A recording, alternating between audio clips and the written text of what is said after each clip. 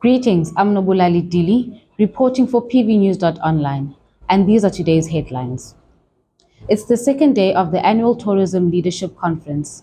Role players have gathered to share ideas and address tourism issues. This year's theme is Why Tourism Matters, underlining the sector's significance in the country's economic growth. Deputy Tourism Minister Maggie Sotyu is also in attendance. Pravin Gordhan has been described as a man who put the country first. His funeral will be taking place today. A special official funeral will be held in his home in the province of KwaZulu-Natal. Former MK Operative and Health Portfolio Committee Chair Dr Sibongiseni Dhlomo recalled his friendship with Gordhan. He did not serve for fame, he did not serve for glory, Dhlomo said. Economists widely expect an interest rate cut from the Reserve Bank. It's been further entrenched by positive inflation numbers as the US Fed's aggressive 0.5% cut. But many say the central bank will maintain its cautious approach, keeping the cut to 25 basis points. Meanwhile, customer price inflation for August cooled by 4.4% from 4.6% in July. This is the lowest inflation point we've seen since April 2021. The firearm that's supposed to have killed Senzo Meyiwa came under the spotlight once again yesterday. In her testimony, the ballistic examiner at the police forensic laboratory, Captain Rita Blogger, linked a bullet projectile found at the Meyiwa crime scene to a firearm found in possession of accused number 3, Mthobisi Mncube. This is the same firearm that Mncube used to commit another murder in 2015, for which he now serves a jail sentence. The court resumes today with Captain Gobler back on the witness stand for further cross-examination. The case against convicted killer Rosemary Ndlovu and co-accused Nomsa Mudau continues today. Ndlovu appeared in the Kempton Park Regional Court on attempted murder charges for plotting to kill a police officer who investigated her killing spree. She's already serving 6 life sentences for killing family members for insurance payouts. Extortion is a national crisis and it's being dealt with at the highest level. The SAPS top brass has outlined their intervention plans to combat extortion to the Portfolio Committee of Police. South Africa's construction industry is a key driver of economic growth, development, and employment. But it's seen as a rise in extortionist criminal elements known as construction mafias. The committee heard South Africa is increasingly seeing organized criminal groups emerging and targeting households and the construction sector in general.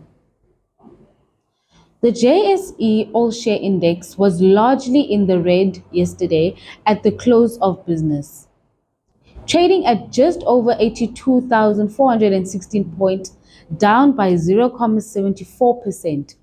The contributors to the downward movement are metals and mines at negative 2.0%. The rand maintained its steady performance, trading at under 18 rand against the dollar.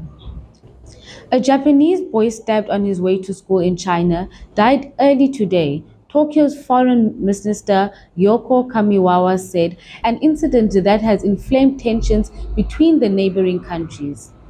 I can't help but feel deep sorrow, having been informed that the child passed away before dawn on September the 19th, she told reporters, slamming the act as despicable. Police in Shenzhen said a man had attacked a minor on Wednesday morning and the child was rushed to hospital. The suspect, a 44-year-old man, was seized, they said. Donald Trump told a rally he will visit the U.S. town beset by racial tensions ever since his campaign began promoting false allegations that immigrants there were eating people's pets. The Republican presidential nominee told supporters that he would visit Springfield, Ohio in the next 2 weeks. I'm going to Springfield and I'm going to Aurora, he said, referring to the Denver suburb of Colorado where Trump had repeatedly claimed that the Venezuelan gang members had violently taken over the apartment complex. You may never see me again, but that's okay, he said, as the crowd laughed. Trump made the announcement in a speech on New York's Long Island that was filled by relentless attacks on illegal immigrants, describing them as animals, terrorists, criminals, and gang members who are destroying America's way of life. Lebanon is reeling after facing deadly back-to-back attacks targeting Hezbollah members, with pages stimulously exploding across the country on Tuesday, then walkie-talkies detonating in a similar fashion on Wednesday. Panic, fear, and grief have now gripped the country, with questions swirling about how the attacks could ever been carried out, where the devices came from, and whether the latest development could plunge the Middle East into a wider regional conflict.